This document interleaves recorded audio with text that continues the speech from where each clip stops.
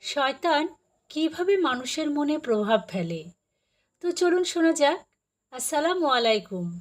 আজকের গল্প হারানো মানিব্যাগ। একদিন রাশিদ নামের এক যুবক বাজার থেকে ফিরছিল।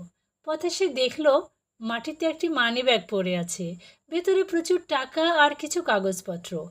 মুহূর্তেই তার মনে শয়তান ফিসফিস করলো, এত টাকা তো তোমার অনেক উপকারে লাগবে। কিন্তু রাশেদ নিজেকে বলল, না, এটা আমার নয়, আল্লাহ আমাকে দেখছেন। সে ব্যাগটি তুলে মালিককে খুঁজতে শুরু করলো। রোদে ঘামে ভিজে অনেক দোকান আর মানুষের কাছে গিয়ে সে জিজ্ঞেস করলো। অবশেষে এক বৃদ্ধ লোককে পেল, যিনি চিনে ফেললেন ব্যাগটি তার। বৃদ্ধ কাঁপা কাঁপা হাতে ব্যাগ নিয়ে বলল, বাবা, এই টাকায় আমি আমার অসুস্থ স্ত্রীর ওষুধ কিনবো। রাশেদের চোখে আনন্দের অশ্রু এলো। বৃদ্ধ দোয়া করলেন, আল্লাহ তোমার জীবন বরকতময় করে দিন।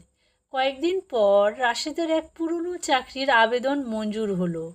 আর রাশেদ বুঝতে পারল, সততা ও আল্লাহর ওপর ভরসা কখনো বৃথা যায় না।